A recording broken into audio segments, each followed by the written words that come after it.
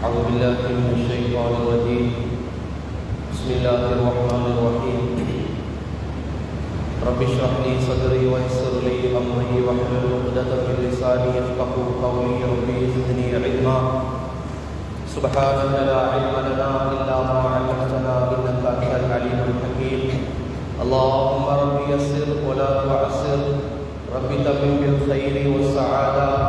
وما توفيقي إلا بالله عليه توكلت وهو رب العرش العظيم. إن الحمد لله نحمده ونستعينه ونستغفره ونؤمن به ونتوكل عليه ونعوذ بالله من شرور أنفسنا ومن سيئات أعمالنا. من يهده الله فلا مضل له ومن يضلله فلا هادي له. ونشهد أن لا إله إلا الله وحده لا شريك له. ونشهد أن سيدنا حبيبنا شفيعنا مولانا محمد صلى الله عليه وسلم. أما بعد فقد قال الله تعالى في القرآن العظيم: أعوذ بالله من الشيطان الرجيم. بسم الله الرحمن الرحيم.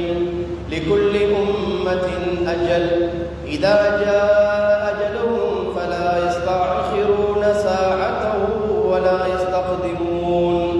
صدق الله العلي العظيم. وقال رسولنا حبيبنا شفيعنا وقدوتنا وأسوتنا وقائدنا سيدنا مولانا محمد رسول الله صلى الله عليه وسلم: إن الرزق ليطلب العبد كما يطلبه عجله. صدق رسول الله صلى الله عليه وسلم. அளவில்லா கருணையும் நிகரில்லா கிருபையும் கொண்ட ரப்புல் ஆலமீனுக்கு எல்லா புகழ்களும் மேன்மைகளும் மகிமைகளும் சொந்தமாகட்டும். அல்ஹம்துலில்லாஹி அலா குல்லி ஹாலின் ஃபீ குல்லி மகான்.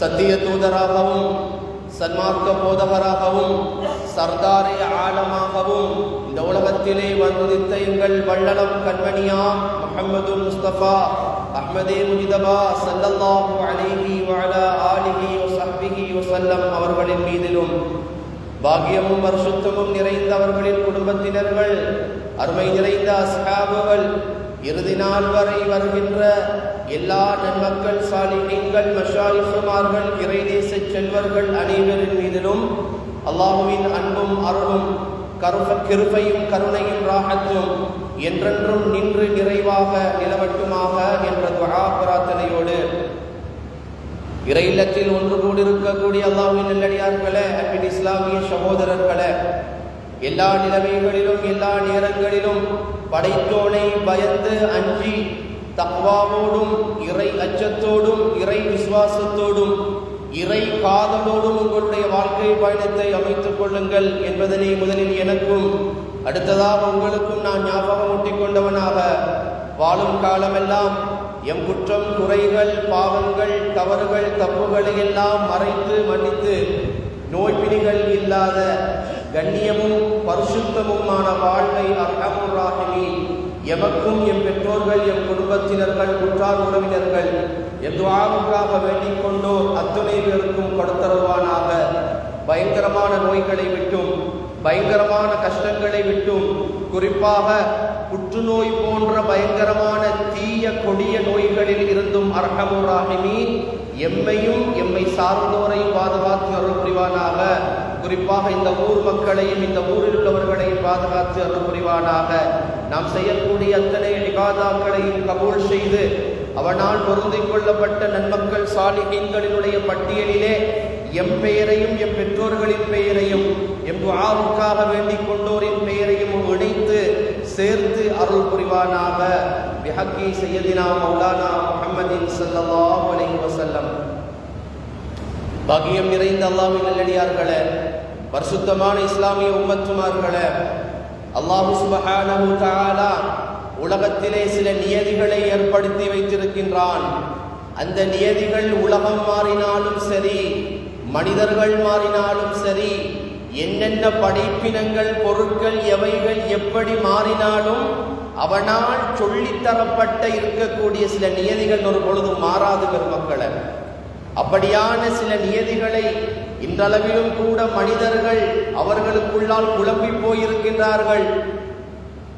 பெரும் பெரும் ஆத்மீகங்களும் பெரும் பெரும் லௌகீகங்களும் விஞ்ஞானங்களும் தொழில்நுட்பவியல்களும் வளர்ச்சியை கண்டிருக்கக்கூடிய இந்த 21ஆம் நூற்றாண்டிலும் கூட அந்த நியதிகளை குறித்து சரியான தீர்வை யாராலும் வெட்டிவிட முடியவில்லை. அருமையானவர்களே, அப்படியான அந்த நியதிகளில் மிக முக்கியமான ஒன்றுதான் எங்களை சுற்றி இருக்கக்கூடிய மௌத் என்பதை நாங்கள் புரிந்து கொள்ள வேண்டும். அரசனாக இருக்கலாம், ஆண்டியாக இருக்கலாம், படித்தவனாக இருக்கலாம், பாமரனாக இருக்கலாம், செல்வந்தனாக இருக்கலாம், ஏழையாக இருக்கலாம், ஆணாக இருக்கலாம், பெண்ணாக இருக்கலாம், சின்ன குழந்தைகளாக இருக்கலாம், யாராக இருந்தாலும் கூட இந்த மௌத்து என்ற மரணம் என்ற அந்த நியதியின் உள்ளே சிக்குண்டுதான் ஆக வேண்டும். இதை நாங்கள் ஷோர்ட்டா விளங்கிக்கணும். இந்த மௌத்து என்கின்ற ஒன்றிலே, மரணம் என்கின்ற ஒன்றிலே எல்லோரும் மரணத்தினுடைய பிடியில் ஒரே கோட்டில் தான் பயணித்துக் கொண்டிருக்கின்றோம். அருமையானவர்களே, அவர் மௌலவியா இருக்கிறாரு, அவர் ஆலிமா இருக்கிறாரு, அல்லது அவர் படித்தவராக இருக்கிறாரு, அல்லது அவர் ஒரு பெரிய ஒரு ஜனாதிபதியாக, ஒரு பெரிய ஒரு பிரதமராக இருக்கிறார் என்கிறதுக்காகவெல்லாம் மரணம் அவரிடத்தில் அனுமதி கேட்காது. அப்படி கேட்ட மக்கள் சில பேர்கள் இருக்கின்றார்கள். ஆனால் மரணத்திற்கு என்று ஒரு நியதியை அல்லாஹ் தஆலா ஏற்படுத்தி வைத்திருக்கின்றனர். அருமையானவர்களே, அதனாலேதான் உலகத்தினுடைய அத்துணை விஞ்ஞானங்களும் கருவியல்களும் தோற்று போய் நிற்கக்கூடிய ஒரு இடம் என்று சொன்னால், மௌத் என்று சொன்னால் யாராலும் அதனை மறுத்து பேசிவிட முடியாது. குர்ஆனுடைய வசனத்திலே அல்லாஹ் தஆலா இந்த மௌத்துக்குன்னு சொல்லியே நிறைய குர்ஆனுடைய வாக்கியங்களை கொண்டு பேசுவான். அருமையானவர்களே, அல்லாஹ் சொல்லுவான், லிகுல்லி உம்மத்தின் அஜல் இதா ஜாஅ அஜலுஹும் ஃபலா யஸ்தஅখিরூன ஸாஅத்தன் வலா யஸ்தக்திமூன். ஒவ்வொரு மனிதர்களுக்கும் அல்லாஹ் தஆலா மௌத்தை நிர்ணயம் செய்து வைத்திருக்கின்றான், அஜலை நிர்ணயம் செய்து வைத்திருக்கின்றான். அந்த அஜல் நெருங்கக்கூடிய நேரத்தில் ஃபலா யஸ்தஅখিরூன ஸாஅத்தன் வலா யஸ்தக்திமூன், ஒரு நிமிடம் பிந்தவும் மாட்டாது, ஒரு நிமிடம் முந்தவும் மாட்டாது அப்படின்னு சொல்லி அல்லாஹ் தஆலா சொல்லுவாங்க. இன்னொரு வசனத்திலே அல்லாஹ் சொல்லுவான், குல்லு நஃப்ஸின் தாயிகத்துல் மௌத், குல்லு நஃப்ஸின் தாயிகத்துல் மௌத், அத்தனை ஆத்மாக்களும் உலகத்தில் மௌத்தை சுவைத்தேதான் ஆக வேண்டும். என்னுடைய பொதுவான ஒரு விதி, என்னுடைய ஒரு பொதுவான ஒரு விதி. அத்தனை ஆத்மாக்களும் உலகத்தில் வந்தது, அத்தனை ஆத்மாக்களும் மௌத்தை சுவைத்து ஆக வேண்டும் என்பதனை சொல்லுவான். இன்னொரு வசனத்தில் இப்படியும் சொல்லுவான். அருமையானவர்களே, குல் இன்னல் மௌத்தல்லதி தஃபிர்ரூன மின்ஹு ஃபஇன்னஹு முலாகீக்கும். யா ரசூலல்லாஹ், மரணம் என்றால் விரண்டு ஓடுகின்றார்களே, மௌத்து என்றால் பயந்து ஓடுகின்றார்களே, மரணம் என்றால் விரண்டு ஒதுங்கி பயம் என்று ஓடுகின்றார்களே, நாயகமே சொல்லிக் கொடுங்கள் யா ரசூலல்லாஹ், பின்னாடிதான் அந்த மௌத்து இருக்குது. அவங்க எங்க ஓடினாலும் சரி, அவங்க அமெரிக்காவுக்கு போனாலும் சரி, பிரிட்டிஷுக்கு போனாலும் சரி, உலகத்தினுடைய கடை கோடிக்கு அவன் சென்றாலும் கூட அவனை துரத்தும் அவன் அஜல் வரை மரணம், அவனை துரத்தும் அவன் அஜல் வரை மரணம் என்று அல்லாஹ் தஆலா குர்ஆனிலே சொல்லுவான். பெருமக்களே, அண்மை காலங்களிலே நாங்கள் பார்க்கின்றோம், அதிகமான திடீர் மரணங்கள் எங்களை சுற்றி நடக்க ஆரம்பித்து இருக்கின்றது. அதிகமான மரணங்கள் சுற்றி நடக்கின்றது. பெருமக்களே, எங்களோடு ஒன்றாக இருந்தவர்கள், எங்களோடு ஒன்றாக உண்டவர்கள், ஒரே சகனில தான் உண்டோம், ஒரே சகனில தான் இருந்தோம். ஆனால் நான் உயிரோடு இருக்கின்றேன், அவரை ஜனாசா செய்து அடுத்த காலையில வருகிறது எனக்கு. அப்போ என்னை சுற்றி நடக்குது ஏதோ ஒரு வித்தியாசம், ஏதோ ஒரு விடயம் என்னை சுற்றி நடக்கின்றது என்பது மாத்திரம் உண்மை. எனவே இந்த காலத்தில் அண்மை காலங்களாக அதிகமான திடீர் மரணங்களை கொண்டு அல்லாஹ் தஆலா எங்களை சோதித்துக் கொண்டிருக்கின்றார். அருமையானவர்களே, கட்டாயமாக ஒவ்வொரு மனிதர்களும் இந்த மரணத்திற்கு நாங்கள் தயாராக வேண்டும், இந்த மௌத்திற்கு நாங்கள் தயாராக வேண்டும். திடீர் மரணங்கள் என்பது கண்மணியான ஸல்லல்லாஹு அலைஹி வஸல்லம் சொல்லுவார்கள், எங்கு திடீர் மரணங்கள் அதிகரிப்பதை நீங்கள் பார்க்கின்றீர்களோ அங்கு நினைத்துக் கொள்ளுங்கள், உலகத்திற்கான முடிவு காலம் நெருங்கிவிட்டது. இன்னமின் அலாமாத்தி ஸாஆ, இறுதி நாளினுடைய அடையாளங்களில் ஒன்றுதான் திடீர் மரணங்கள் அதிகமாக சம்பவிக்கும். பேசிக்கிட்டு தான் இருப்பாரு, அவர் சொல்லுவாரு, இப்பதான் ஏன் கூட இந்த நொடியில தான் பேசிக்கிட்டு இருந்தான், நானும் அவனும் ஒன்னாகத்தான் விளையாட போனோம், அதை நான் மூடு வந்துட்டு அவன் ஜனாசாவாக கபருல போயிட்டான். நடக்குதா இல்லையா? சொல்கின்றார்களா இல்லையா? பெருமக்களே, அருமையானவர்களே, இந்த ஊரை என்னுடைய ஊரை போன்று நான் நேசிக்கின்றேன். இந்த மக்களை என்னுடைய சகோதரர்களை போன்று நான் நேசிக்கின்றேன். ஒரு இனம் புரியாத ஒரு நேசம், இனம் புரியாத ஒரு பாசம். அதனாலே தான் உங்களுக்கு நான் மௌத்தை குறித்து பாடம் எடுக்க வேண்டும், ஜனாசாவை குறித்து பாடம் எடுக்க வேண்டும், மரணத்தை குறித்து பாடம் எடுக்க வேண்டும், சொல்லித்தர வேண்டும். அருமையானவர்களை, என்ன நடக்கும்னு யாருக்கும் தெரியாது. இன்னைக்கு நான் பேசிட்டு இருக்கிறேன், நாளைக்கு நான் இருப்பேனா கூட யாருக்கும் சொல்ல முடியாது. பார்க்கக்கூடிய முகங்கள் அடுத்த நாள் காலையில் இல்லை, பழகக்கூடிய உறவுகள் அடுத்த நாள் காலையில் இல்லை. விடிந்து எழுந்தால் அவன் ஜனாசாவாக இருப்பானா இல்லையா என்கிற செய்தி தான். ஒரு காலத்துல ஜனாசாவை பார்க்கிறதுனா ரொம்ப நாளில் லேட் ஆகும், அல்லது அவர் வயது முதிர்ச்சியை தாண்டி தான் மௌத்தா போவாரு. ஆனா இன்னைக்கு அப்படி இல்ல அருமையானவர்களே, இன்னைக்கு அப்படி இல்ல. ஜனாசா செய்தி, இவர் மௌத்தாகுவாரா, இவர் எங்களை விட்டு போவாரா, இந்த உறவு என்ன விட்டு போகிடுமா அப்படின்னு நினைக்கக்கூடிய அளவுக்கு அல்லாஹ் தஆலா இன்றைய காலத்தை மாற்றி இருக்கின்றான். திடீர் மரணங்களை கொண்டு சொன்னா அதுக்கு நாங்க தயாராக இருக்கணும். புரியுதா? அதுக்கு நாங்க தயாராக இருக்கணும். அந்த தயாரிப்பை ஒரு சில நிமிடங்களில், ஒரு சில நேரங்களில் இந்த குத்பாவிற்கு முன்னால் இன்ஷா அல்லாஹ் உங்களோடு நான் சமர்ப்பிக்கலாம் அப்படின்னு நினைக்கிறேன். நிறைந்த பெருமக்களே, உலகத்திலே அல்லாஹ் தஆலா டேட் ஆஃப் பர்த்தை சொல்லி கொடுத்ததை போல டேட் ஆஃப் டெத்த ஒரு மனுஷனுக்கு சொல்லி கொடுத்திருந்தான்னு வைங்க. எப்பயாச்சும் யோசிச்சீங்களா? எப்பயாச்சும் அதை யோசிச்சீங்களா? பிறந்த தினத்தை அல்லாஹ் தஆலா ஒரு மனிதனுக்கு சொல்லி கொடுத்ததை போல அவன் இறக்குற தினத்தையும் ஒரு மனுஷனுக்கு அல்லாஹ் சொல்லி கொடுத்திருந்தானா, காட்டி கொடுத்திருந்தானா, உலகத்துல யாரும் சந்தோஷமா வாழ்ந்திருக்க மாட்டோம். அப்படிதானே? யாரும் சந்தோஷமா வாழ்ந்திருக்க மாட்டோம், யாரும் குழந்தை குட்டிகளை பெற்றிருக்க மாட்டோம், யாரும் செல்வத்தை சேவித்திருக்க மாட்டோம். இதுதான் அல்லாஹ்வினுடைய சோதனை, இதுதான் அல்லாஹ்வுடைய சோதனை. அருமை நிறைந்தவர்களே, ஒரு வேடிக்கை என்ன தெரியுமா? ஒரு வேடிக்கையை கூட நான் இந்த இடத்துல சொல்லுவேன். நாங்க இப்ப மௌத்தாக மாட்டோம், எங்களுக்கு நேரம் இருக்குது, எங்களுக்கு வயசு இருக்குது, எங்களுக்கு யங்ஸ்டர்னு சொல்றது எங்க வயது 22 தான், எங்க வயது 25 தான். பாடி பில்டரா நாங்க இருக்கிறோம், ஜிம்முக்கு போய் எங்க உடம்ப நாங்க தேத்திக்கிட்டு இருக்கிறோம். எங்களுக்கெல்லாம் இப்போ மரணம் கிடையாது என்று சொன்ன எத்தனையோ இளைஞர்கள் இன்று கபருக்குழியில, இன்னைக்கு கபருக்குழியில போயிட்டாங்க. அருமையானவர்களே, பொள்ளிலும் அதே போன்று அவர்களுக்கு எல்லா விதமான உடம்பின் சக்திகளையும் இழந்து, உடம்பின் சக்திகளையும் இழந்து நரையை கண்டு தள்ளாடி வரக்கூடிய பருவத்துல உள்ளவங்களுக்கு அல்லாஹ் தஆலா ஹயாத்தை நீளமாக்கிட்டு போறான். நாம எப்படி விளங்கணும்? அப்படி போறவங்க தான் நேரத்தோட போகணும். ஆனா அல்லாஹ் எப்படி மாத்தி வச்சுட்டான் தெரியுமா? அப்படி போறவங்களை லேட்டாக்கி அனுப்புறான். நேரத்தோட வாழணும் என்று ஆசைப்படுறவங்களை நேரத்தோட அனுப்பிடுறான். இதுதான் அல்லாஹ்வினுடைய நியதி. இது ரப்புடைய ஆட்டம், இது அல்லாஹ்வுடைய ஆட்டம். இது அவாட நினைச்சிட்டான்னு வைங்களே, அவாட நினைச்சிட்டான்னு வைங்களே, யாராலையும் ஒண்ணும் பேச முடியாது. அல்லாஹ் சொல்றான், நான் நினைச்சதை தான் செய்வேன்.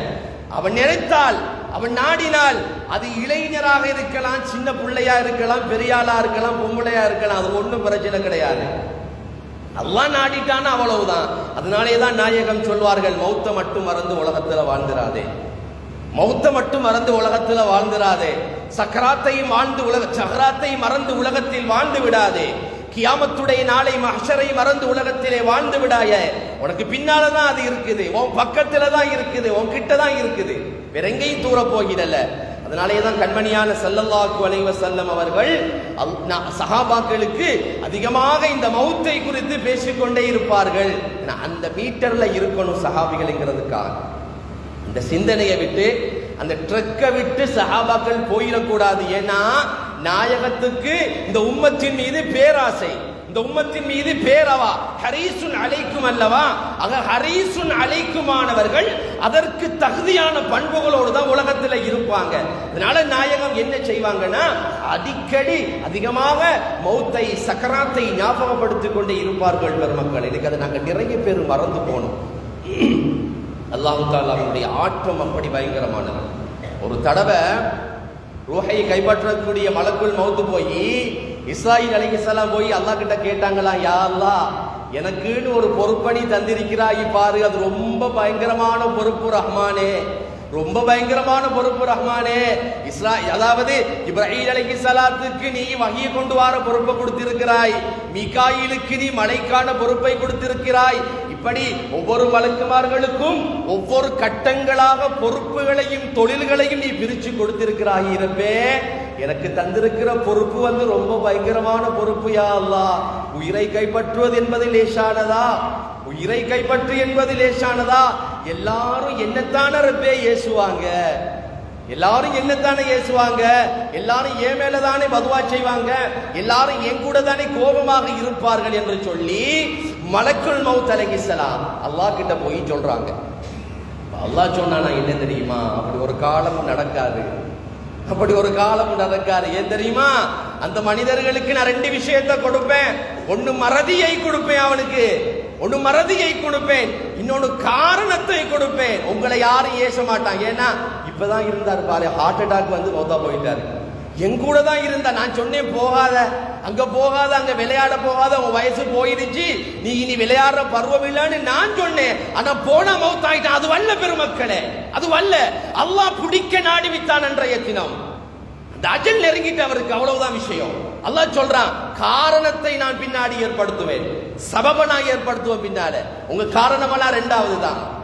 நீங்க என்ன காரணம்னாலும் சொல்லிக்கலாம். அவர் அந்த நோய் இந்த நோய் அங்க பட்டு இங்க பட்டு, அங்க விழுந்து இங்க விழுந்து அவர் மௌத்தா போனாருன்னு நீங்க காரணத்தை சொல்லலாம். ஆனா அல்லாஹ் சொல்லுகின்றான், உயிரினுடைய அந்த நேரத்தை நான் சரியா கொடுப்பேன். ஆனா உங்களுக்கு யாரும் ஏச மாட்டாங்க. நாங்க யாரும் ஏசுறது இல்லையே. எப்பயாச்சும் இஸ்ராயீல் அலைஹிஸ்ஸலாத்துக்கு அவர் இப்படி எங்களை உயிரை எடுத்துட்டார் அப்படின்னு சொல்றதா? இல்லை, காரணத்தை தான் பேசுவோம் பெருமக்களை, காரணத்தை தான் சொல்லுவோம். அல்லாஹ் அந்த நியதியை உலகத்தில் ஏற்படுத்தி வைத்தவன் வேடிக்கை பார்த்து கொண்டிருக்கின்றான். அவ்வளவுதான் விஷயம். இது புரியாம இன்னைக்கு மனுஷன் உலகத்துல வாழ்றான். இவ்வளவுதான் வாழ்க்கைன்னு புரியாம, இவ்வளவுதான் என் மூச்சு நின்று போனா எல்லாம் முடிஞ்சு, என் ரூஹு போனா நான் ஒரு கட்டை, இன்னைக்கு அடக்கினா இன்னையோடைய மறந்துடுதான் அந்த சமூகம். ஒரு காலம் இருந்துச்சு, மௌத்தாகி ஜனாசாவாக வைக்கப்பட்டதின் பின்னாலேயும் கொஞ்ச காலத்துக்கு அந்த ஞாபகம் இருக்கும், அந்த கவலை இருக்கும், அந்த கண்ணீர் இருக்கும். அந்த ரோட்டால அந்த வீதியால போனாலும் கூட அவரை பத்திய ஞாபகம் வரும். ஏன் அவரை பேரை சொன்னா கூட ஞாபகம் வரும். இன்னைக்கு யாருக்கு அந்த ஞாபகம் வருது சொல்லுங்களேன்? இன்னைக்கு யாருக்கு அந்த ஞாபகம் வருது? இது எல்லாம் கியாமத்தினுடைய அறிகுறி. அருமையானவர்களே, நினைவை கூட அல்லாஹு தஆலா பிடுங்கி எடுத்து விட்டான் எங்களிடத்துல இருந்து. நான் இவ்வளவுதான் வாழ்க்கை, இதுக்காக தான் போட்டி, பொறாமை, வஞ்சகம், சூழ்ச்சி, இவ்வளவுதான் வாழ்க்கை. இதற்காகத்தான் எல்லா விதமான சேமிப்புகளும். நேற்று உன் பக்கத்தில் இருந்தவைகள் எல்லாம் நாளை இன்னொருத்தனுக்கு சொந்தம். ஒரு கவிஞர் சொல்லுவார், நேற்று இரவு பஞ்சுமெத்தையிலே மனைவி மக்களோடு அழகாக உறங்கியவன் அடுத்த நாள் புழுக்களோடு படுத்துக் கொண்டிருக்கின்றான். இவ்வளவுதான் வாழ்க்கை. நேற்று பஞ்சுமெத்தையில் உறங்கியவன் அடுத்த நாள் புழுக்களோடு தனிமையில் கபருக்குழியிலே உறங்கிக் கொண்டிருக்கின்றான். இதை ஒரு மனுஷன் சரியா விளங்குவானா இருந்தா உலகம் அவனுக்கு உலகமாக விளங்காது. அருமையானவர்கள், உலகம் அவனுக்கு உலகமாக விளங்காது. அல்லாஹ் தஆலா குர்ஆனுடைய வசனத்திலே சொல்லுவான், குல்லுமன் அலைஹா ஃபான், எல்லா வஸ்துக்களும் அழிந்து போகும். குர்ஆனுடைய வசனம் இறங்கும், முதலாவது இறக்கும் அல்லாஹ் குர்ஆனுடைய வசனத்தை. எல்லா வஸ்துக்களும் அழியும், அனைத்தும் அழிந்து போகும், அனைத்தும் அழிந்து போகும், ஒண்ணு கூட இருக்காது. அது புல்லா இருந்தாலும் சரி, கல்லா இருந்தாலும் சரி, ஒண்ணு கூட இருக்காது. ஒரு புழு பூச்சி ஒன்றும் இல்லாமல் எல்லாம் அழிந்து போகும்னு சொன்னதுக்கு பிறகு மலக்குமார்களுக்கு கொஞ்சம் சந்தோஷம். ஏன் தெரியுமா? மலக்குமார்கள் நினைப்பாங்களா, ஆகா அப்ப மனுஷன் எல்லாம் அழிஞ்சு போவா, நாம் மட்டும் உசுரோட இருப்பேன். அவங்களுக்கு கவுங்களை பார்த்தவர்களா இல்லையா?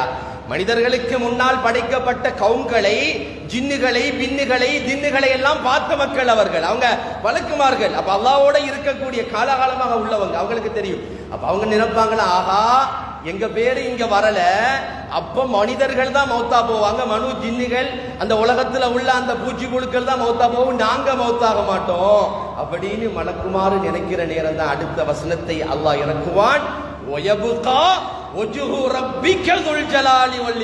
உலகத்துல மிஞ்சிறவன் நான் மட்டும்தான் இருப்பேன், வேற யாரும் இருக்க மாட்டீங்க அப்படின்னு சொன்னதுக்கு பிறகுதான் மலக்குமார் யோசித்தார்களாம், ஆஹா இந்த ஒரு விஷயம் இருக்குதுங்கிறத நாங்க மறந்துட்டோமே, அப்ப எங்களுக்கு மௌத்து இருக்கின்றது என்பதை மறந்து விட்டோமே என்று அப்பொழுதுதான் மலக்குமார்கள் யோசிப்பார்கள் அப்படின்னு வரும் பெருமக்களே தப்சீரிலே. அதனாலேதான் மரணம் என்பது இலேசானது கிடையாது. மௌத்தை அல்லாஹ் மௌத்தாக்குவான். மரணத்தை கைப்பற்றக்கூடிய மலக்குள் மௌத்தையும் அல்லாஹ் மௌத்தாக்குவான். பெருமக்களே, மலக்குள் மௌத்தையும் அல்லாஹ் மௌத்தாக்குவான். நீண்ட விஷயம், எல்லாத்தையும் சொல்றதுக்கு நேரம் பிடிக்காது. மலக்குள் மௌத்த அல்லாஹ் மௌத்தாக்குற நேரம், மலக்குள் மௌத்துக்கிட்ட அல்லாஹ் சொல்லுவானா உங்க உசுரை நீங்க எடுத்துக்குங்க அப்படின்னு. எல்லாரையும் மௌத்தாக்கி வந்து இப்ராஹிம் அலைஹிஸ்ஸலாம் உட்பட, மீகாயில் அலைஹிஸ்ஸலாம் உட்பட, ரகீப் அதீத் அலைஹிஸ்ஸலாம் உட்பட எல்லா மலக்குமார்களும் ஆலமுல் மலக்குத்தை மௌத்தா போகும். ஆலமுல் மலக்குத்தை மௌத்தா போகும். அடுத்தது அல்லாஹ் சொல்லுவோம் உங்க உசுரை நீங்க எடுத்துக்குங்க, உங்க உசுரை நீங்க எடுத்துக்குங்க அப்படின்னு சொன்னதுக்கு பின்னாலதான் அவங்க உயிரை எடுப்பாங்களாம். அவங்க உயிரை எடுக்கிற நேரம் தான் அல்லாஹ் பார்த்து சொல்லுவாங்களாம், ரப்பே சக்கராத்துனா இப்படியா இருக்கும், இவ்வளவு நாள் சக்கராத்துக்கு போய் நான் ஒவ்வொரு ரூஹை எடுத்தேன் யா அல்லாஹ், சக்கராத்துனா இப்படியா இருக்கும், இது தெரிஞ்சிருந்தா ஒரு கொசுட உசுர கூட நான் எடுத்திருக்க மாட்டேனே அப்படின்னு சொல்லுவாங்களாம். அருமையானவர்களே, அதனாலே தான் நாயகம் சொல்லுவார்கள், இதா அஸ்பஹத ஃபலா தந்தலிரில் மஸா, கால பொழுத நீ அடைஞ்சிட்டேனா மாலை வரையில நான் உசுரோட இருப்பேன்னு நீ கனவு காணாத, அதுக்குள்ள உனக்கு மௌத்து வரும். இதா அம்சைத ஃபலா தந்தலிரில் சபா, நீ மாலை பொழுதை அடைந்து விட்டால் கால வரைக்கும் நான் உசுரோட இருப்பேன்னு சொல்லி வேலைகளை தள்ளி போடாதே மனிதா.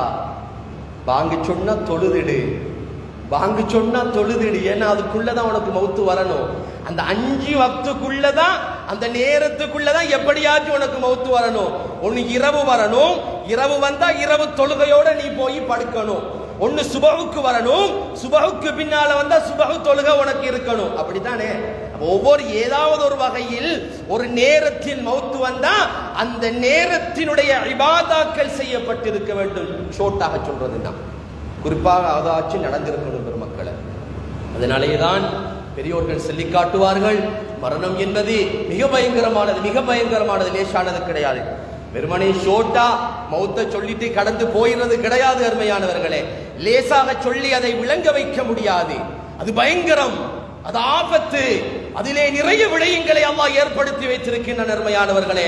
சக்கராத்தை குறித்து, மௌத்தை குறித்து ஒரு மனிதன் மிக சரியாக நினைவுபடுத்தி பார்ப்பானாக இருந்தா வேற ஒன்னும் இல்லை. லேச மனக்கண்ணுக்கு முன்னால கொண்டு வந்து மட்டும் நிறுத்தி பாருங்க எப்படி இருக்கும். நான் தனிமையில அந்த 6 அடி குழியிலே படுக்கின்றேன், என்னை மண்ணை போட்டு மூடிவிட்டார்கள். உலகத்துல கரண்ட் வெளிச்சம் இல்லைன்னா, ஒரு லைட்டு வெளிச்சம் இல்லைன்னா அவருக்கு தூங்க இயலாது, அவருக்கு பயம். பாத்ரூமுக்கு போறனாலும் வெளிச்சம் வேணும், பெட்ரூமுக்கு போறனாலும் வெளிச்சம் வேணும். பக்கத்துல வைஃபை இருந்தா கூட சில பேருக்கு பயமா இருக்கும், ஏன்னா அவருக்கு பயம். எப்படி இருக்கும் பெருமக்களை, தனிமையிலே கொண்டு வந்து வைத்து விடுவார்களே, யாரு வருவாங்க, என்ன நடக்கும் அங்கே, என்ன இருக்கின்றது அங்கே, எதை முற்படுத்தினோமோ அதுதான் எங்களுக்கான தீர்வு. ஷோட்டா விளங்கப்படுத்துற தலையங்கம் அல்ல இது.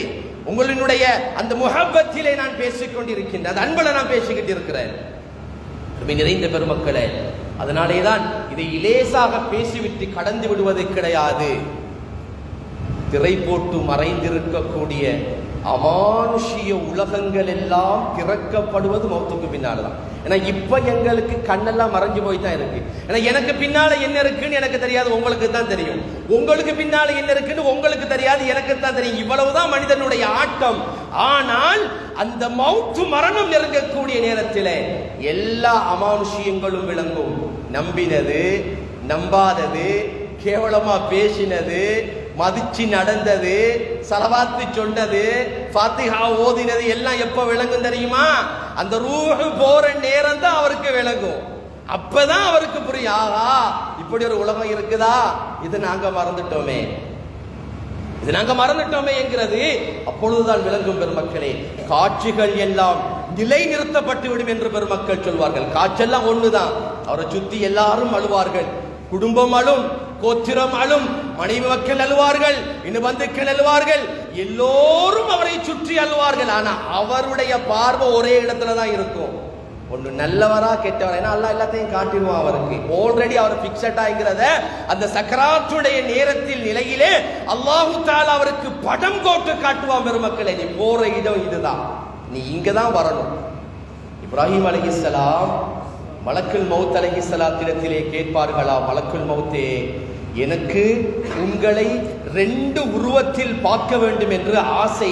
முதலாவது நீங்கள் நல்லவர்களை, அதாவது முதலாவது நீங்கள் கெட்டவர்களை, பாவிகளை உலகத்திலே உயிரெடுக்கும் பொழுது எப்படியான உருவத்தில் நீங்கள் இருப்பீர்கள் என்கிறத நான் பார்க்கணும்னு ஆசை, கொஞ்சம் காட்டுறீங்களா அப்படின்னு கேட்கிற நேரம் தான் மலக்குல் மௌத் அலைஹிஸ்ஸலாம் சொல்லுவாங்களா, நபியுல்லாவே, அந்த உருவத்தை உங்களால் ஒரு பொழுதும் தாங்க முடியாது.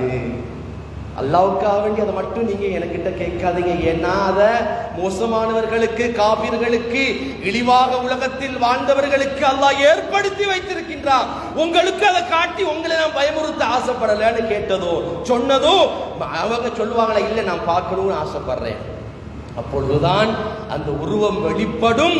அப்பொழுதுதான் கேவலமானவர்களுக்கும் இழிவானவர்களுக்கும் உலகத்திலே அசூசைகள் ஆபாசங்களோடு வாழ்ந்த அந்த மோசமானவர்களுக்கு எப்படி உருவத்தை கொண்டு போய் ரூஹ கைப்பற்றுவாங்கங்கிற உருவத்தை வெளிக்காட்டினதும் இப்ராஹிம் அலைஹிஸ்ஸலாம் அப்படியே மயக்கம் போட்டு விழுந்துடுவாங்க. அல்லாஹு அக்பர். பயத்திலே மயக்கம் போட்டு விழுந்துடுவார்கள் என்று வரலாறுகள் பதியப்படும். பெருமக்களே, சொல்லுவாங்களாம், இப்படியான கோர உருவத்திலேயா நீங்க இருக்கிறீங்க? ஒரு மனிதனுக்கு சக்கராத்தே போதுமே, ஒரு மனிதனுக்கு சக்கராத்தே போதுமே, அவனுடைய வாழ்க்கை, அவனுடைய பாதை திசை மாறுவதற்கு ஒரு மனிதனுடைய சக்கராத்தே போதுமே அப்படின்னு சொல்லி இப்ராஹிம் அலைஹிஸ்ஸலாம் பயந்தார்கள். அப்படி என்று வரலாறுகளிலே பார்க்கலாம். பெருமக்களே, அதே நல்ல மரணமாக இருந்தால் அழகான உருவத்திலே வருவார்கள், பழக்கமான உருவத்திலே வருவார்கள், வாலிபர்கள் உருவத்தில் வருவார்கள். ததனஸ்ஸலு அலைஹிமுல் மலாயிகா அல்லா தஹாபு, பயப்படவானா, வலா தஹஸனு, அச்சப்படவானா, அல்லா தஹா நீங்கள் சிறப்பான ஒரு இடத்திலே இருக்கின்றீர்கள். தனஸ்ஸல் அலைஹிமுல் மலாயிகா அல்லா தஹாபு வலா தஹ்ஸனு வஅப்ஷிரு பில் ஜன்னத்தி அல்லதி குன்தும் துஅதூன். நீங்க ஒண்ணுக்கும் பயப்படவானா, நாங்க உங்க பக்கத்துல இருக்கிறோம். ஒண்ணுக்கும் நீங்க பயப்படவானா, உங்க பக்கத்துல நாங்க இருக்கிறோம், உங்க ரூஹ நாங்க இருக்கிறோம் என்று சொல்லி பஷாரத்தினுடைய நற்செய்திகளை சொல்வார்கள் நல்ல மக்களுக்கு அப்படின்னு சொல்லி குர்ஆனுடைய வசனம் பேசும் என்று சொன்னால் அருமையானவர்களே, ஹத்தாத் இப்னு அவுஸ் ரலியல்லாஹு தஆலா சொல்லி காட்டுவார்கள், இம்மை மறுமையினுடைய பயங்கரம் என்ன தெரியுமா? உன்னை நான் உங்களுக்கு சொல்லித்தாரேன். இம்மை மறுமையினுடைய பயங்கரம் என்ன தெரியுமா? ஒரு மனிதனுடைய சக்கராத்து தான், ஒரு மனிதனுடைய சக்கராத்து தான். எப்படி தெரியுமா அது? அவங்க சொல்றாங்க, ஒரு மனிதரை உயிரோடு ஒரே இடத்தில் நிறுத்தி ஒரு இடத்தில் 1000 முறை வெட்டுறது. ஒரே இடத்தில் நிறுத்தாட்டி வைத்து கூறிய வாளினால் ஒரு மனிதனை ஒரே இடத்தில் 1000 தடவைகள் வெட்டினால், கத்தரிக்கோளினால் அவனுடைய உடம்பை கத்தரித்தால், எண்ணெய் சட்டியில் போட்டு அவன் உடம்ப வாட்டி எடுத்தா எப்படி இருக்குமோ அதை விட பயங்கரமானது. அவங்க தொடர்ச்சியா சொல்லுவாங்க, ஷரஹ் சுதூர் என்கின்ற கிரந்தத்துல தொடர்ச்சியா சொல்லுவாங்க, என்ன தெரியுமா? யாராச்சும் ஒரு மனிதர் அந்த சக்கராத்தை அனுபவிச்சுட்டு வந்தவர் உலகத்துல மனிதனுக்கு சொன்னா யாரும் உலகத்துல சந்தோஷமா வாழ மாட்டாங்க அப்படின்னு சொல்லுவார். அந்த அளவு பயங்கரமானது பெருமக்கள், அந்த அளவு பயங்கரமானது. அதனாலேதான் நாங்கள் இந்த நிலையை மறந்து வாழ்ந்து விடக் கூடாது. நம்ம உயிர் இறக்கிற வரைக்கும் தான் நமக்கு பேரு தெரியுமா? மௌலவீனா உசுர் இருக்கிற வரைக்கும் தான், அதுக்கு பிறகு ஜனாதா. அப்துல்லாவாக இருந்தாலும், ஆமினாவாக இருந்தாலும், இப்ராஹிமாக இருந்தாலும், மூசாவாக இருந்தாலும் உயிருக்குத்தான் பெயர், உடம்புக்கு அல்ல. உயிர் இருக்கும் வரைக்கும் தான் உனக்கான பெயர் நிச்சயம். உன் உயிர் போயிட்டுனா, உன் உடம்பில் இருந்து அந்த காற்று கலத்தப்பட்டு போனால் உனக்கான பெயர் மையத்து தான். யாராச்சும் கேட்கிறதா? எப்ப எடுக்கிறதுன்னு தான் கேட்பாங்க. எப்படியாச்சும் அவரை அனுப்பிடணுங்கிறது தான் நோக்கமா இருக்கும். மௌத்தா போய் வீட்டுல உள்ளவங்களை யாரும் வச்சுக்கிட்டு இருக்கிறல்ல அருமையானவர்களே, கண்ணே பொண்ணே மானே மரகதவேன்னு கொஞ்சினவர் தான், என் தங்கமே ஏன் வாப்பான்னு கொஞ்சினவங்க தான், ஏன் உம்மா ஏன் வாப்பான்னு சிரிச்சு கதைச்சவங்க தான். மௌத்தாவி ஜனாசாவா இருந்தா எப்ப எடுக்க போறீங்கன்னு தான் கேட்பாங்க. இவ்வளவுதான் வாழ்க்கை, இவ்வளவுதான் வாழ்க்கை. இதை நினைத்தால் ஒரு மனிதன் சரியாக விளங்கி கொண்டு அவன் வாழ்க்கையை சரியா அமைச்சுக்குவான். அப்ப வாழ்க்கையை சரியா அமைச்சுக்குவோம் பெருமக்களே. அந்த உயிர் போனதுக்கு பின்னால 3 பெயர்களை எங்களுடைய உடம்புக்கு சொல்வார்கள், இமாம்கள் எங்களுக்கு சொல்லி காட்டுவார்கள். முதலாவது மௌத்தாவி ஜனாசாவாக வீட்டுல வச்சிருக்கிறாருன்னா அதுக்கு பேரு ஜுஸ்ஸத்துன்னு சொல்றது. நாங்க எல்லாத்தையும் பொதுவா ஜனாசா மையத்துன்னு தான் சொல்றோம். நான் பிரச்சனை கிடையாது, இமாம்களுடைய கவுல்களை வைத்து நான் சொல்றேன். முதலாவது அதற்கு சொல்வார்கள் பிரேதம் அப்படின்னு சொல்லுவாங்க. முதலாவது சொல்றது பிரேதம். அதுக்கு முதலாவது பேரு ஜுஸ்ஸத்து. அடி கழுவிட்டோம்னு வைங்களேன், அடி கழுவி குளிப்பாட்டி வச்சிருக்கிறோம்னா அதுக்கு இன்னொரு பேர் இருக்குது, அதுக்கு பேரு தான் ஜனாசா. அப்ப முதலாவது ஜுஸ்ஸத்து, இரண்டாவது ஜனாசா. ஜனாசாவை அடிக்கல்வி குளிப்பாட்டி கவனிட்டு அவரை மையத்தாக நாங்க கொண்டு போய் கபருல வைக்கிறோமே, அதுக்கு பின்னாலதான் அதுக்கு பெயர் மையத்துங்க. இப்ப 3 பெயர்களை இமாம்கள் எங்களுக்கு சொல்லி தருவார்கள் என்று சொன்னா, அதனாலதான் அலியுன் கர்ரமல்லாஹு வஜ்ஹஹு ரலியல்லாஹு அன்ஹு சொல்லுவாங்க, என்ன தெரியுமா? ஏ மனிதா, நீ யாரு தெரியுமா? அவ்வளுக்க நுதுஃபா வாஹிருக்க ஜீஃபா வபைனஹுமா ஹாமிலுன் நஜாஸா. அவ்வளுக்கு நுதுஃபா முதலாவது ஒரு கேவலமான ஒரு இந்திரிய துளி, நீ ஆரம்பம் உனக்கு அதுதான். கடைசி நாற்றம் பிடித்த உடல், இரண்டுக்கும் மத்தியிலே வஹாமிலுன் நஜாஸா, நஜீஸை சுமந்து திரியும் ஒரு நடைப்பிணம். நீ இவ்வளவுதான் வாழ்க்கை. நஜீஸ் இருக்குதுங்க வயிற்றுல, இதை சுமந்து திரியக்கூடிய ஒரு நடைப்பிணம் நீ. இந்த 3ஐயும் ஒரு மனிதன் சரியாக விளங்கிக் கொள்வானாக இருந்தால் அவன் வாழ்க்கையிலே மௌத்தை ஒரு காலமும் மறந்து வாழ மாட்டான். அருமையானவர்களே, நாயகம் சொல்வார்கள், அல் கைசு மண்டாட நஃப்ஸகு வஅமில லிமா பஅதல் மௌத். புத்திசாலி யாரு தெரியுமாங்க? புத்தி உள்ளவன் யாரு தெரியுமா? மௌத்தாகிறதுக்கு பின்னால உள்ள அந்த வாழ்க்கைக்கு தயாராகிறவங்க. உலகத்தில் சேமித்து வைத்தவர்கள் இன்னொருத்தனுக்கு சொந்தம், நீ கொடுத்தவைகள் தான் உனக்கு சொந்தம். சேமிச்சதெல்லாம் இன்னொருத்தருக்கு சொந்தம். நீ சதக்காவா கொடுத்தியே பாரு, அதுதான் உனக்கு சொந்தம். அதனாலேதான் எங்கள் நாயகம் கை சிவக்கும் வரையும் சதக்கா செய்வார்கள். ஏன்னா அதுதான் எங்களுக்கு சொந்தம், அதை தான் நாங்க டிபாசிட் பண்றோம் அங்க. அருமையானவர்களே, எனவே மௌத்து என்று வந்தால் ஞாபகமூட்டல்கள் அதிகமாக இடம்பெற வேண்டும். மௌத்துன்னா நாங்கள் லேசா நினைச்சிட்டு போயிடக்கூடாது. இதில் நிறைய விடயம் இருக்கின்றது.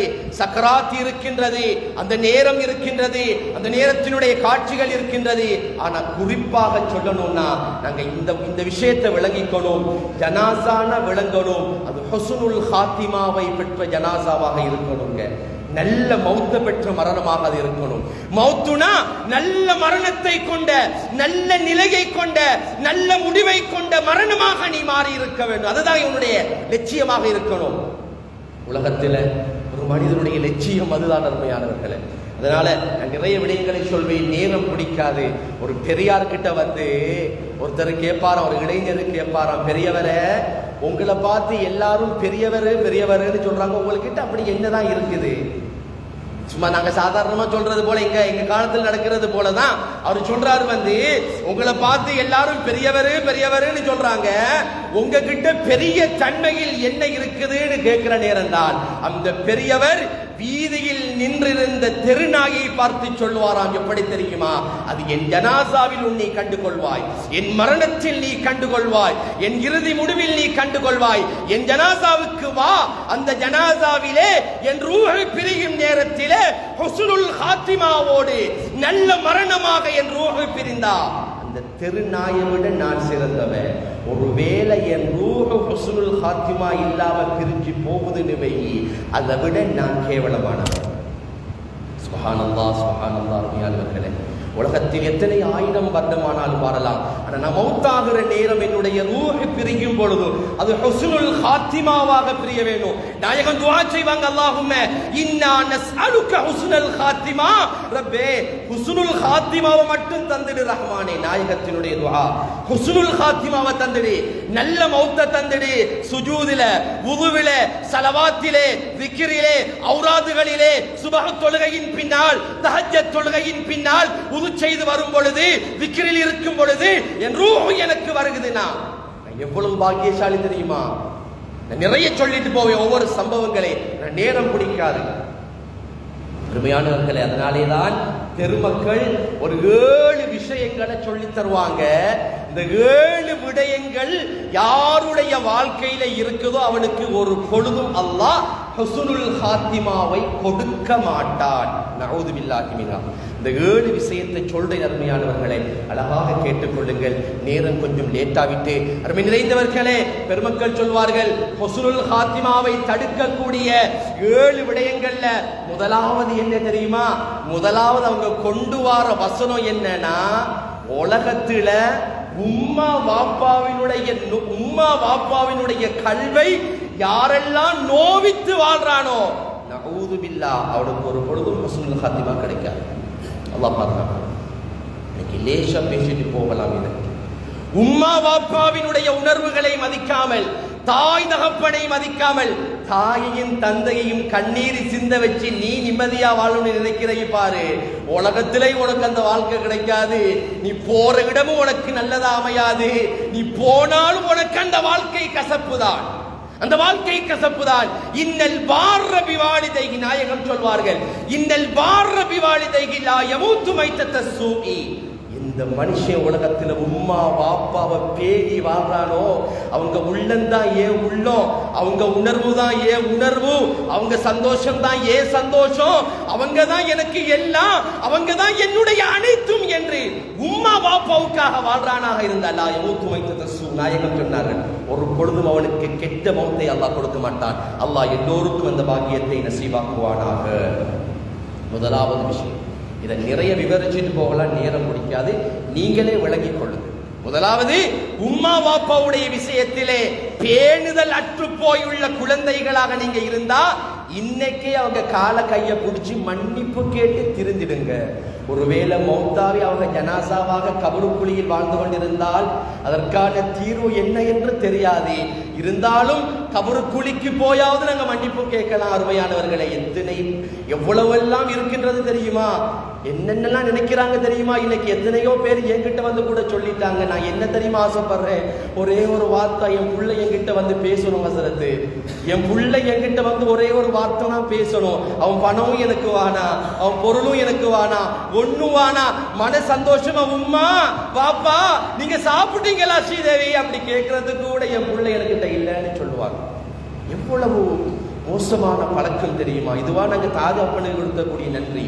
உண்மையானவர்களை நன்றாக விளங்கிக் கொள்ளுங்கள். தாய் தகப்பனை பேணாம உலகத்துல வாழ்ந்தா அல்லாஹ் அவனுக்கு நல்ல மௌத்தை கொடுக்க மாட்டான். இங்க எல்லோரையும் பாதுகாக்கணும். இரண்டாவது, சின்ன பாவமாக இருந்தாலும் தொடர்ச்சியாக கண்டினியூவாக செய்யறது. பொய் தானே, ஏமாத்து தானே, வட்டி தானே. வட்டியா? வட்டின்னு சொன்னதான் பேரு, வேற ஒரு பேரை சொன்னா அதுக்கு பேரு வட்டி இல்ல. ஆக சின்ன பாவமாக இருந்தாலும் அதை தொடர்ச்சியாக செய்து வாழ்கின்றான் அப்படின்னு சொன்னா நஊது பில்லாஹி மின்ஹா, அல்லாஹ் அவனுக்கு நல்ல மௌத்தை கொடுக்க மாட்டான். அல்லாஹ் எல்லோரையும் பாதுகாக்கணும். மூணாவது சொல்வார்கள், பாவத்தை நியாயப்படுத்தி உலகத்தில் வாழும் ஒரு மனுஷன். பாவம் செய்யறாங்க, அவன் பாவம் செய்யறான், ஆனா அவன் செய்யற பாவத்தை அவன் நியாயப்படுத்துறான். சந்தர்ப்பம் கிடைச்சிச்சு ஹஸரத்து, நேரம் எனக்கு நேரம் போதா, அதனாலதான் நான் அதை செஞ்சுட்டேன், என்ன செய்ய வேற வழி இல்ல, அதனாலதான் இதுக்குள்ள நான் விழுந்துட்டேன். பாவம் செய்கின்றான், ஆனால் பாவத்தை நியாயப்படுத்துகின்றான் என்று சொன்னான். இது எல்லாம் ஒரு வேளை எங்க கிட்ட இருந்தா நாங்க தௌபா செஞ்சுக்கணும். அதையும் சொல்லிக்கிறேன், இது எல்லாம் எங்க கிட்ட இருந்தா நாங்க தௌபா செஞ்சுக்கணும். பாவத்தை நியாயப்படுத்தி வாழ்கின்றான். அருமையானவர்களே, ஒன்ன கூட நான் உங்ககிட்ட சொல்லுவேன், ஷைத்தான் கூட பாவத்தை நியாயப்படுத்தல. பெருமக்களே, உலகத்துல ஷைத்தான் கூட பாவத்தை நியாயப்படுத்துறான், மனுஷன் நியாயப்படுத்தி வாழ்றான். பாவத்தை நியாயப்படுத்தி வாழ்கின்றான் என்று சொன்னால் அந்த நியாயம் என்பது அவனை என்ன நடக்கும் தெரியுமா? ஹுஸ்னுல் ஹாத்திமாவை விட்டும் அவனை இல்லாதொழிக்கும். நாலாவது சொல்வார்கள், நல்லோர்களை சாலிஹீன்களை கேவலமாக எண்ணக்கூடிய ஒருவனுக்கு ஹுஸ்னுல் ஹாத்திமாவை விட்டும் அல்லாஹ் தடுத்து நிறுத்துவார். இப்னு அஸாக்கிரிலே பதிவு செய்யப்பட்ட ஒரு ஹதீஸ் தான். ஒரு மனிதர் சக்கராத்துடைய நிலையில படுக்கிறாரு, அவருக்கு களிமாவை சொல்லி கொடுக்கிறாங்க, களிமா வரல, சொல்லணும்னு ஆசைப்படுறாரு, களிமா வரல, தொண்டை குழி வரைக்கும் வருகுது, லா என்று வருகுது, இல்லல்லா என்று வரவில்லை, தடுமாறுகின்றார், தடுமாறுகின்றார். ஆனா நல்ல மனுஷரு என்ன காரணம்னு கேட்கிற நேரத்துல தான் சொல்றாங்க, அவர் யார் கூட இருந்தாரு தெரியுமா? சையதுனா உமர் ரலியல்லாஹு அன்ஹுவையும் சையதுனா அபூபக்கர் சித்தீக் ரலியல்லாஹு அன்ஹுவையும் கேவலமாக நினைத்து வசைபாடிய மக்களோடு அவர் சேர்ந்து இருந்தார். அப்ப சேர்ந்து இருந்தவருக்கே அல்லாஹ் கலிமாவோட பாக்கியத்தை கொடுக்கலன்னா நாம் நல்லோர்களை கேவலப்படுத்தினால் அல்லாஹ் பாதுகாக்க வேண்டும். அதனால இது நான்காவது விடயம். ஐந்தாவது சொல்வார்கள் தஜஸ்ஸுசு, அடுத்தவர்களின் குறைகளை துருவி துருவி ஆராயுதல். யார் ஒருத்தன் உலகத்துல மத்தவன் குறைய துருவி துருவி ஆராயிரானோ அவர் எங்க போறாரு, அவர் எங்க வராரு, அவர் என்ன பண்றாரு, அவர் என்ன உடுக்கிறாரு, அவர் என்ன செய்யறாரு, எந்த நலவுகளும் அவனுக்கு தெரிவதில்லை. அடுத்தவனின் குறைதான் அவனுக்கு விளங்குதுன்னா அவர் நினைக்கணும், என் ஈமானில பலகீனம் இருக்குது, நான் தௌபா செஞ்சுக்கணும். 12 குணங்கள் ஒரு மனிதனிடத்தில் இருக்கக்கூடாது. இந்த 12 குணங்களை நான் பின்னாடி இன்ஷா அல்லாஹ் வரக்கூடிய சந்தர்ப்பங்கள் உங்களுக்கு நான் பேசுவேன். 12 குணங்கள் இருக்கக்கூடாது. அதில் ஒன்றுதான் அடுத்தவர்களை குறித்து துருவி துருவி ஆராயக்கூடிய தன்மை, தஜஸ்ஸு. இது யாருக்கிட்ட இருக்குதோ அவருக்கு நல்ல மௌத் அல்லாஹ் கொடுக்க மாட்டான். அடுத்தது சொன்னார்கள் 6வது, மார்க்க சட்டத்தில் யாரெல்லாம் ஏளனமாக நினைக்கிறாரோ, மார்க்க சட்டம் தானே, தொழுகை தானே, தொப்பி போடுறது தானே, ஒரு விக்ரு தானே, ஒரு ஸலவாத்து தானே என்று மார்க்க சட்டத்தில் யாரெல்லாம் ஏளனமாக மார்க்க சட்டத்தை நினைக்கிறாங்களோ அல்லாஹ் பாதுகாக்கிற அவங்களுக்கு நல்ல மௌத் அல்லாஹ் கொடுக்க மாட்டான். 6வது. 7வது சொல்வார்கள், மனிதர்களின் உள்ளங்களை நோகடித்து அடுத்தவண்ட பதுவாவோட உலகத்துல நீ வாழ்றீனா அல்லாஹ் பாதுகாக்கணும் பெருமக்களை, அது ரொம்ப டேஞ்சரானது. 7வது, அடுத்தவர்களின் உள்ளத்தை நோகடித்து நீங்கள் பதுவாவோடு உலகத்தில் வாழ்வீர்களாக இருந்தால் அல்லாஹு தஆலா அந்த நல்ல மௌத்தை உங்களுக்கு தரமாட்டான். இன்னைக்கே தவறு இருந்தா தௌபா செஞ்சு நீங்க முயற்சி செஞ்சுக்கணும். உங்களுக்கு நான் சொல்றது கடமை. இதை இந்த மக்களுக்கு சொல்ல வேண்டும் என்று நான் பிரியப்பட்டேன், கொடுக்க வேண்டும் என்று ஆசைப்பட்டேன். அந்த முஹப்பத்தின் பேரில், அந்த இஷ்கின் பேரில் உங்களோட நான் பேசிட்டு இருக்கிறேன் அருமையானவர்களே. அதனால இந்த 7 குணங்களை விட்டு அல்லாஹ் எங்க எல்லோரையும் பாதுகாக்கணும். அதே போல சொன்னார்கள், நல்ல மௌத்து வாரதுக்கு நிறைய விஷயம் இருக்குது. 2 விஷயத்தை மாத்திரம் சொல்லி ஹுத்பாவை நான் முடிச்சுக்கிறேன். முதலாவது விஷயம் என்னன்னா சதகா. இன்ன சதகத லதுத்ஃபியு கலபர் ரப் வதத்ஃபஉ மைத்தத ஸூஇ. சதகா கொடுங்கள், தான தர்மங்கள் கொடுங்கள், மறைமுகமாக செய்யுங்கள், வெளிரங்கமாக செய்யுங்கள், எப்படினாலும் நீங்க சதகாவை கொடுங்க. அந்த சதகா இருக்குதே கெட்ட மௌத்தை விட்டு உங்களை பாதுகாக்கும். நல்லவங்களுக்கு கொடுக்கிற சதக்கா, சையதுமார்களுக்கு கொடுக்கக்கூடிய சதக்கா, ஸ்ரீதேவிகளுக்கு கொடுக்கக்கூடிய சதக்கா, நல்லோர்களுக்கு கொடுக்கக்கூடிய சதக்கா, கஷ்டவாளிகள் ஏழை எளியவர்களுக்கு என்று எங்க குடும்பத்தில் உள்ளவர்களுக்கு என்று கொடுக்கக்கூடிய சதக்கா இருக்குதுங்க. அந்த சதக்காவை கொண்டு அல்லாஹு தஆலா எங்களினுடைய அந்த நல்ல மௌத்தை நசீபாக்குவான். 2வது ஹௌஃபும் ரஜாவும். நிறைய விரிவான சப்ஜெக்ட் இன்ஷா அல்லாஹ் வரக்கூடிய காலங்களில் இது சம்பந்தமாக நாங்கள் தொடராக பேசலாம் இன்ஷா அல்லாஹ். இந்த ஹவுஃபும் ரஜாவும் என்பது அப்படின்னா என்ன தெரியுமா? பயமும் இருக்கணும், ஆதரவும் இருக்கணும். வெள்ளிக்கிழமையில அதிகமாக மேல் கிழக்கு மாகாணங்கள், மேல் மாகாணங்கள் இந்த கசிதாக்களை படிப்பாங்க. இலாஹி லஸ்து லில் ஃபிர்தௌஸி அஹ்லா வலா அக்வா அலா நாரில் ஜஹீம். என்ன அர்த்தம் தெரியுமா? இமாம் ஷாரானி ரஹ்மத்துல்லாஹ் சொல்லுவார்கள், எந்த மனிதர் 5 முறை இந்த இலாஹி லஸ்துவை வெள்ளிக்கிழமையில் மனமுருகி படிப்பாரோ அல்லாஹ் அவருக்கு ஹுஸ்னுல் காத்திமாவை கொடுப்பான். ஹாஷியத்துல் பாஜூரியிலே இது பதிவு செய்யப்படும்.